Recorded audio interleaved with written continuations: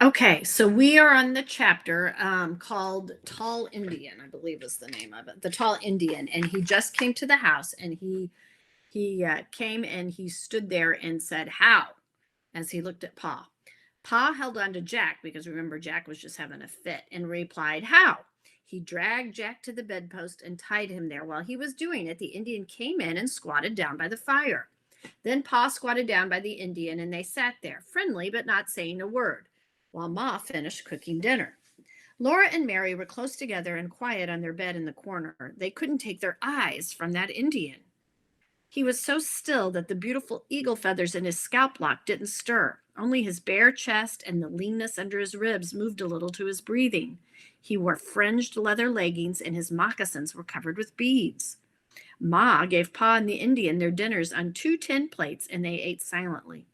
Then Pa gave the Indian some tobacco for his pipe.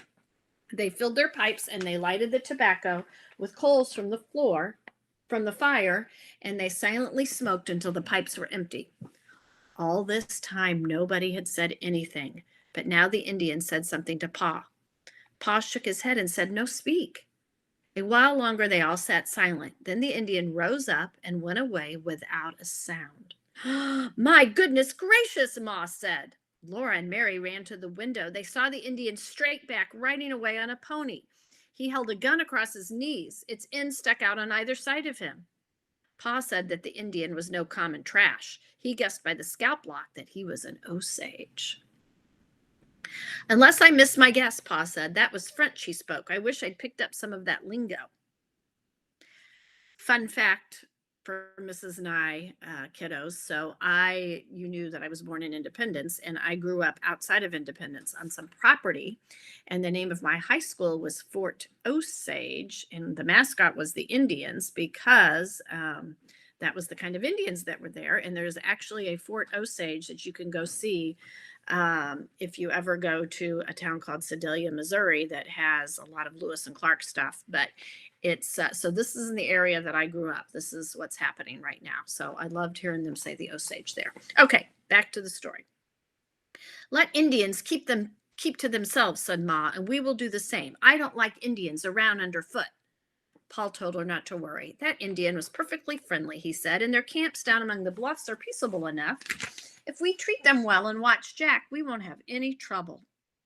The very next morning, when Pa opened the door to go to the stable, Laura saw Jack standing in the Indian trail. He stood stiff, his back bristled, and all his teeth showed.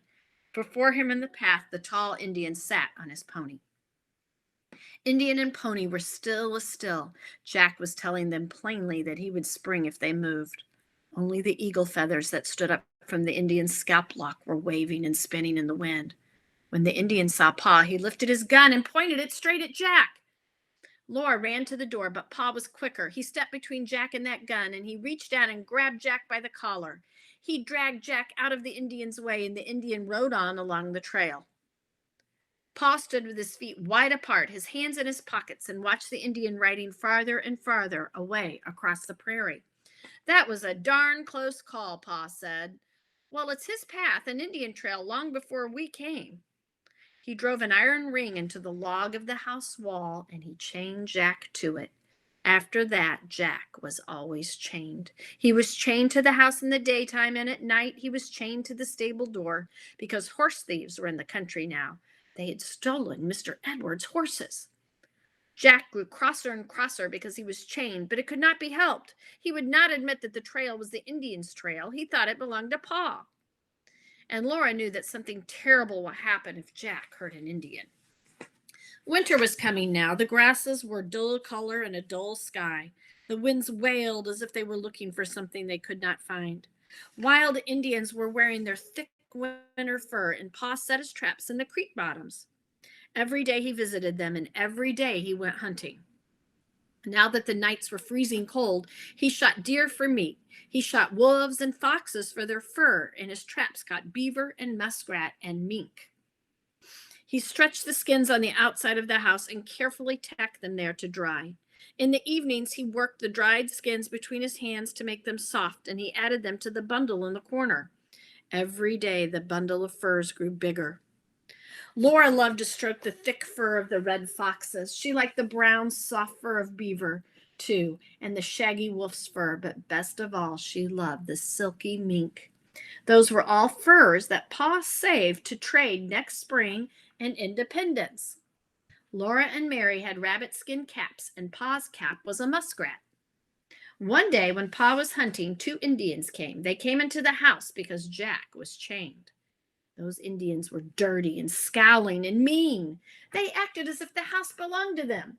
One of them looked through Ma's cupboards and took all the cornbread. The other took Pa's tobacco pouch. They looked at the pegs where Pa's gun belonged. Then one of them picked up the bundle of furs. Ma held baby Carrie in her arms, and Mary and Laura stood close to her. They looked at the Indian taking Pa's furs. They couldn't do anything to stop them.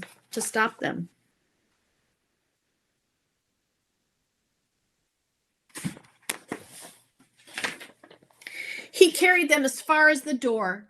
Then the other Indian said something to him. They made harsh sounds at each other in their throats, and he dropped the furs and they went away.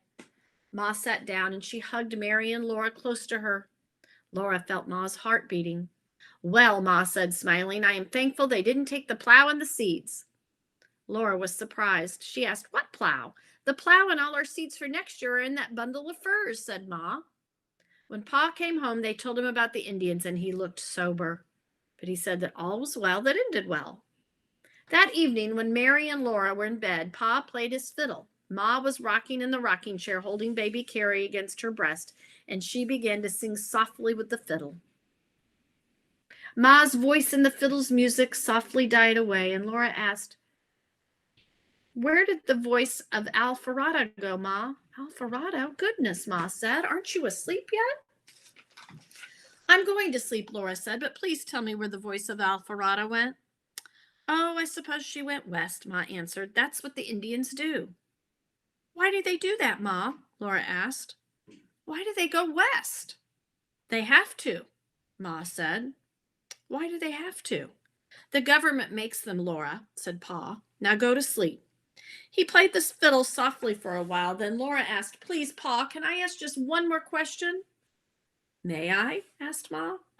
Laura began, Pa, please, may I? What is it? Pa asked. It was not polite for little girls to interrupt, but of course Pa could do it.